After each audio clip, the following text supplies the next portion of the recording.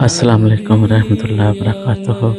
الحمدللہ رب العالمین والصلاة والسلام علی رسولہ الکریم، اما بعد فاعوذ باللہ من الشیطان الرجیم، بسم اللہ الرحمن الرحیم۔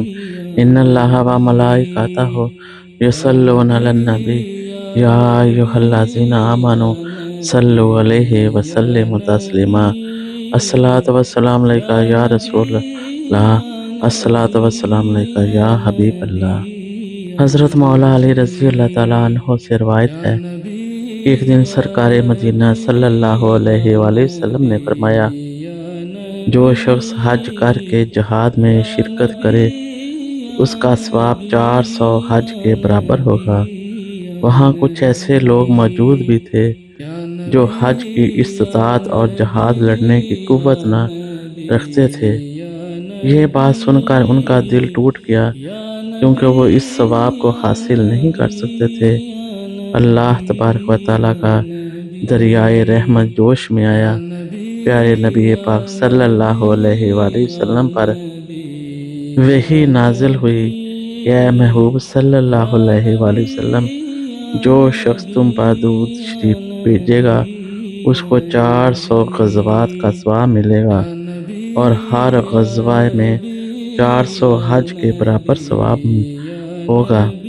سبحان اللہ، ایک بار درود شریف پڑھنے کا ثواب 400 غزوات کے برابر، اور ہر غزوہ 400 حج کے برابر۔ 400 کو 400 سے ضرب دینے سے حاصل ضرب 1,60,000 ثواب ملا۔ آقا حضور صلی اللہ علیہ وآلہ وسلم نے فرمایا، جسے یہ بات پسند ہو کہ اللہ تبارک و تعالیٰ اسے اس حال میں ملے کہ اللہ تبارک و تعالیٰ اس سے راضی ہو، اسے چاہیے کہ مجھ صلی اللہ علیہ وآلہ وسلم پر بکثرت درود شریف پڑھا کرے۔ مزید فرمایا، جسے کوئی سخت حاجت درپیش ہو اسے چاہیے کہ مجھ صلی اللہ علیہ وآلہ وسلم پر کثرت سے درود شریف پڑھے، کیونکہ درود شریف مصائب و الام کو دور کر دیتا ہے اور روزی کی برکت اور حاجات کو پورا کرتا ہے۔ بے سہاروں کا سہارا ہے الصلاۃ والسلام، ہر مشکل میں کام آتا ہے الصلاۃ والسلام، جو چاہتے ہو تم خدا کی رضا تو پڑھتے رہو ہر وقت الصلاۃ والسلام۔ اللہم صلی علی محمد سید العابدین۔ ایک دفعہ چند کافر ایک جگہ بیٹھے ہوئے تھے۔ ایک سائل فقیر آیا اور اس نے ان سے کچھ سوال کیا۔ انہوں نے تمسخر کے طور پر کہہ دیا، تم حضرت علی رضی اللہ تعالیٰ عنہ کے پاس جاؤ، وہ تمہیں کچھ دیں گے۔ سائل جب حضرت مولا علی رضی اللہ تعالیٰ عنہ کے پاس آیا اور ان سے کہا، اللہ کے نام پر مجھے کچھ دیجیے، تنگ دست ہوں۔ آپ کے پاس کو دینے کو بظاہر کوئی چیز نہ تھی، لیکن فراست سے جان گئے کہ کافروں نے مذاق کے لیے بھیجا ہے۔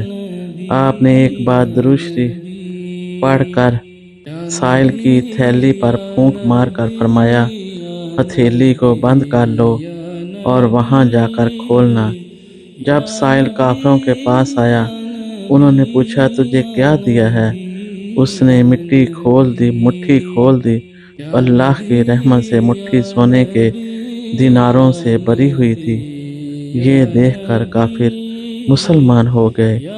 الصلاۃ والسلام علیکہ یا رؤوف۔ ایک دن حضرت بابا فرید گنج شکر رحمۃ اللہ تعالیٰ علیہ درود شریف کے فضائل اور برکات بیان فرما رہے تھے تو 5 درویش آئے اور عرض کیا، ہم مسافر ہیں اور خانہ کعبہ کی زیارت کے لیے جا رہے ہیں، لیکن روپیہ پیسہ پاس نہیں۔